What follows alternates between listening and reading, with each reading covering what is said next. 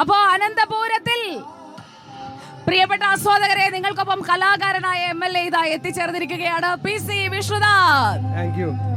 കലാകാരനായ MLA ഞങ്ങളുടെ പവലിയനിൽ അനന്തപുരത്തിൽ അതിഥിയായിട്ട് വരുമ്പോ പ്രസംഗമല്ല, പാട്ടാണ്. പാട്ട് പാടില്ലേ MLA യുടെ പാട്ട് വേണമെങ്കിൽ ഒരു കയ്യടി. ഇവിടെ മുഴുവൻ പാട്ടും നൃത്തവും വാദ്യമേളങ്ങളും ഒക്കെ ആയിട്ട് നിൽക്കുകയാണ്. അതിനിടയിൽ നമുക്ക് പാടാൻ പറ്റുമോ എന്നുള്ളതാണ്. കാരണം നമ്മൾ പ്രൊഫഷണൽ പാട്ടുകാരൊന്നും അല്ലാത്തതുകൊണ്ട്. എന്നാലും നമുക്ക് MLA വിനയം കൊണ്ട് പറയുന്നത് കേട്ടോ.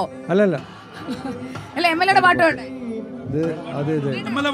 MLA യുടെ കൂടെ വന്നവരും പറയുന്നു പാട്ട് വേണമെന്ന്. റിനു, MLA യുടെ പാട്ട് വേണ്ടേ? MLA യുടെ പാട്ട് വേണം. MLA വുമൻസ് കോളേജിൽ കയറി പാടിയിട്ടുണ്ട് കഴിഞ്ഞ ദിവസം. ആ, അത് കൊള്ളാം. MLA നാണം വന്നു. പാട്ട് പാടും. എങ്ങനെയുണ്ട് കലോത്സവം ഇത്തവണ? കലോത്സവം കഴിഞ്ഞ വർഷം നമുക്ക് കലോത്സവം ആസ്വദിക്കാൻ പറ്റിയില്ല. കാരണം ഞങ്ങൾ കഴിഞ്ഞ വർഷം ഫുഡ് കമ്മിറ്റിയുടെ ചെയർമാനായിരുന്നു ഞാൻ. അപ്പോൾ ഈ മെയിൻ വേദിയിൽ ആകെ സമാപനത്തിനാണ് വരാൻ പറ്റിയത്. മമ്മൂട്ടി വന്ന ദിവസം സമാപനത്തിന്, അല്ലെങ്കിൽ മുഴുവൻ കലവറയിലായിരുന്നു. നമ്മളെല്ലാവരും റിപ്പോർട്ടർ ടിവിയുടെ ആൾക്കാരും ഒക്കെ അവിടെ വരുമായിരുന്നു കലവറയിൽ. അപ്പോൾ ഇത്തവണ കലവറയുടെ ചുമതലയില്ലാത്തത് കാരണം കലാപരിപാടികളൊക്കെ കാണാനും ആസ്വദിക്കാനൊക്കെ പറ്റുന്നുണ്ട്. ഞാൻ ഇങ്ങോട്ട് വന്നതേ ഉള്ളൂ. തിരുവാതിര നന്നായിട്ടുണ്ട്. വട്ടപ്പാട്ട് വേദി നമ്പർ 26 ആക്കി മാറ്റിയിരിക്കുകയാണ്.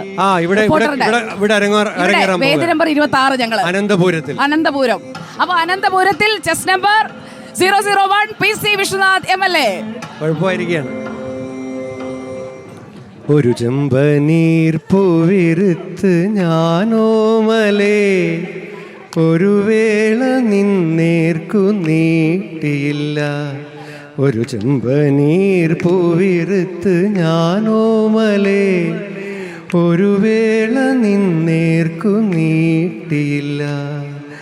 എങ്കിലും എങ്ങനെ നീ അറിഞ്ഞു എൻ്റെ ചെമ്പനീർ പൂക്കുന്നതായി, നിനക്കായി സുഗന്ധം പരത്തുന്നതായി, നിനക്കായി പറയൂ നീ പറയൂ